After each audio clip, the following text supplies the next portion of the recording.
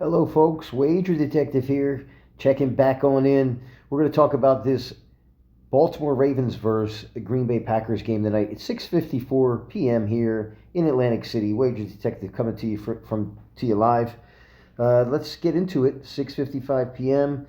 And don't forget to hit the like button, subscribe, follow me on Twitter, Facebook, Instagram, and YouTube. Set alerts for all those guys. I really appreciate you out there. All right, let's get into this cap. We're going to take a look at the Ravens, what they've done against Green Bay all time. The Ravens are 2-5 all time. Wow, against the Packers. And if you look at it, the 4 times they've played there, they're 1-3 there. Last time they were there was 2017. They won that game. And if you look at the last time they lost, the last 2 meetings where they lost against Green Bay, they're covering that spread of 2.5 where it's at now, losing 17-19 and then 30-31. Let's get into what we came for. Let's get into the cap of this. Let's take a look at the Ravens and see what they're about this year, what they've done. They're not a bad team. I mean, if we look at the Ravens, they're just not really a bad team. They've had some ups and downs. I think personally, to be honest with you, I think the Ravens, if they're smart, you'll just cut ties with Lamar Jackson now. I think his window is closing. I think you're getting to really see the kind of quarterback he is. He just can't lead a team. He's not a guy that's going to get you. He's never going to win a Super Bowl. I think we can all agree with that. Let's get into this, and I don't think it's the coach. I think this is a quarterback problem that's just he's worn out his welcome as far as being that guy in the NFL, and that's just the way it is. But he's not going to be in the game this game. He is doubtful, did not practice. You're probably going to see Huntley in there running the show. Let's take a look at them, what they've done offensively. 18th in yards, 27th in defense. First downs, they're 25th defensively. They're 17th, giving up the first down. Passing, they are 23rd in the NFL, 19 touchdown passes, and they're 10th in the NFL in giving up touchdown passes, only giving up 21 on the year. We look at rushing touchdowns, they're pretty good. You got King James there, they're 4th in the NFL there.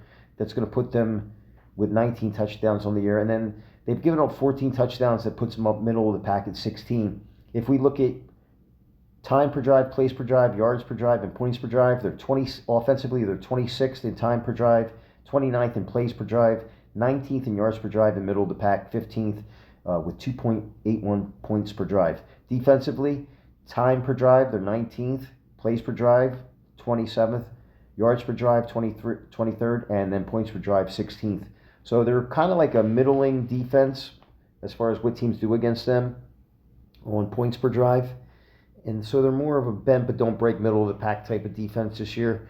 If we look at what they've done this year, they started off horribly. I mean, look at what they did. This is why I say you can never compare Lamar Jackson to Josh Allen, to Patrick Mahomes, to Trevor Lawrence. He's not in that realm no more. I would not want him on my team. I would if I'm the Ravens, I'm getting rid of him.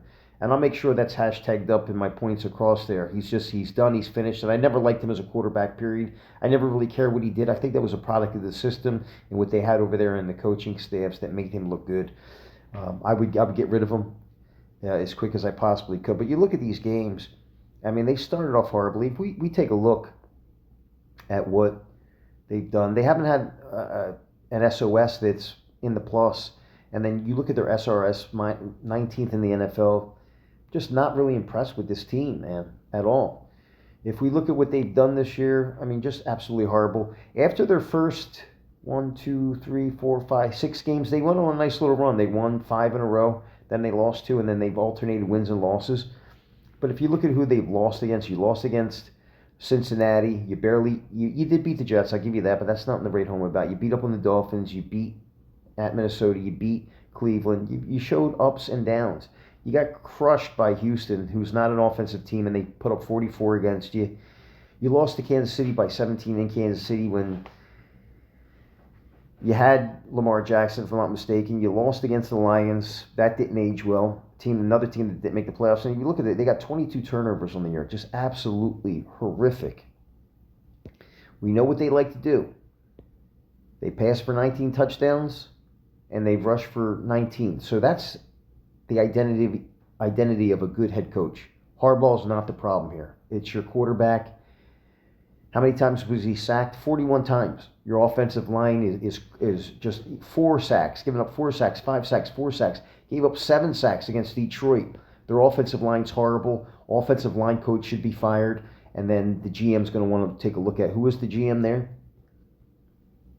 Take a look here. If they show it. Chuck Pagano. Coach. I don't know who the GM here is on this team. Absolutely horrible, though. Defensively, they forced 18 turnovers on the year. They forced 4 turnovers in the last 2 games. But if you look in the beginning of the year, 1, 2, 3, they went 4 games. They've gone 5 games this year without creating a turnover. And what do teams like to do on them? They've given up 21 passing touchdowns and 14 rushing. So they're vulnerable in the air. If I'm them, you know what to clean up. You need to clean up your secondary, and you need to clean up your offensive line if you're the Ravens. It's obvious just through this cap alone. And I'm sure that they would tell you that if you asked the fans of this team. It didn't take me long to identify that in the little bit of the cap that I'm doing. Okay?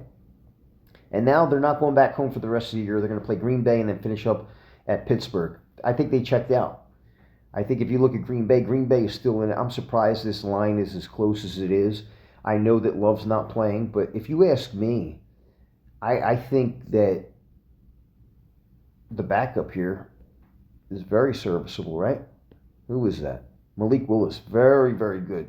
I like him.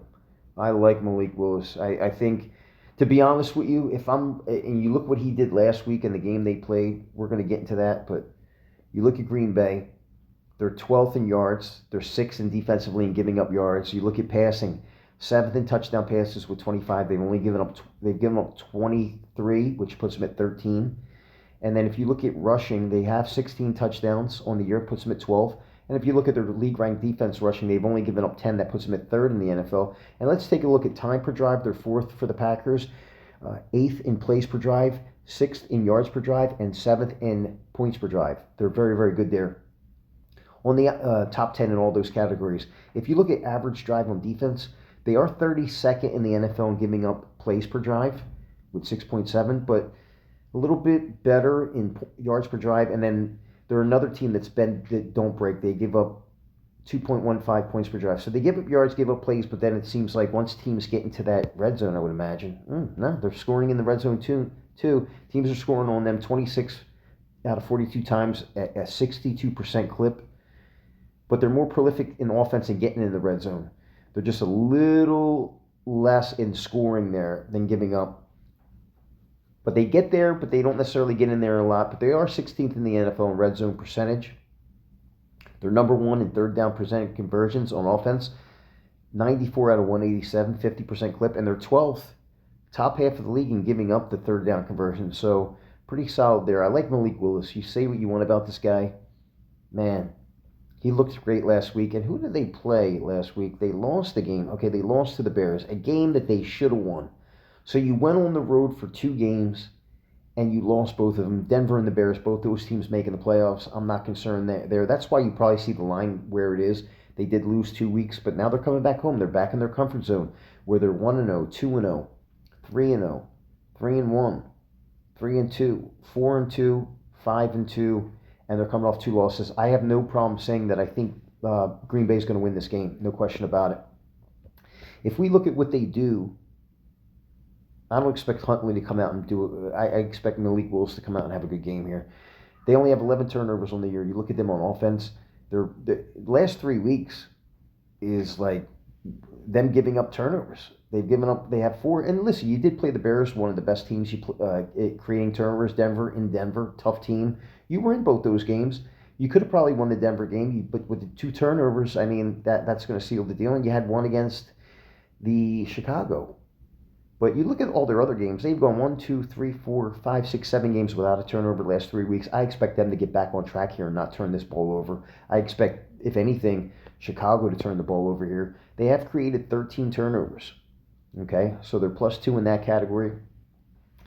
So, but they've gone a number of games and not creating turnovers. But I think tonight you might see one for Green Bay. Green Bay is still playing for something. I want to see where they're at here in this division. Okay, so they're 9-5. So they're playing for. I mean, you look at the NFC West is loaded. So you got two playoff teams there. Carolina's going to win their division. The Bears, they're not necessarily out of winning this division yet, are they? 9-5, 11-4. The Bears are. Let me see here, and they beat the Bears. They beat the Bears already, and they're 1-1 against them. So the Bears could very well lose to San Francisco, and if they win, you would need them to. You need the Bears to go next week if they did lose to Chicago. Let's take a look at this. They would have to lose and then lose to the Lions at home. Anything's possible.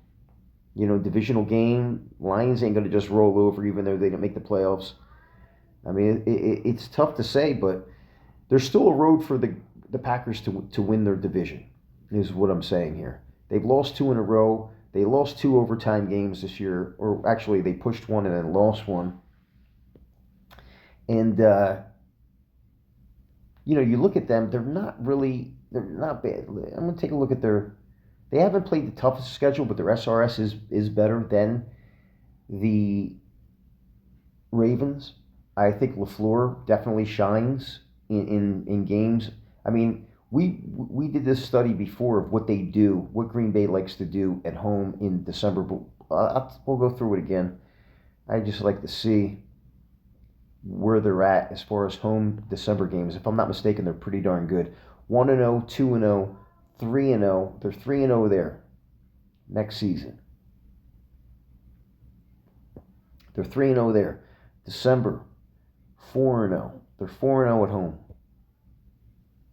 Okay, keep going next year. 4-0, 4-1. No, 4-0. So they're 4-1. No, 5 and they're 5-0. 5-0, 5-1. Brings them to 5-1 at home December. Where are we at here? 6-1. All right. Home December. Where are they at here this month? They're 7-1. They're 7-1 in their last 8 home December games. Okay? 7-1. Last home December games. And that's not including his road games. So after 2 losses, I know LaFleur's going to have his team up. And listen, at the end of the day, they're probably going to make the playoffs by default. I mean, just the way it is. But they're still playing for something here in certain ways. Like, I don't think you're gonna catch all those teams.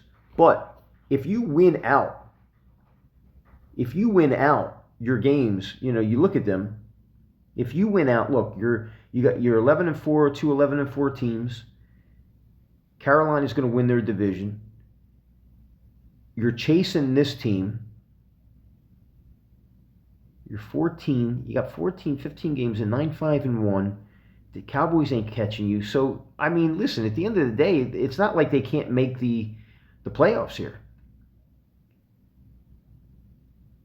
So I don't know how important this game is. All I know is they're a better team. And I think, if you ask me, the Ravens have probably checked out here. 7 and 8.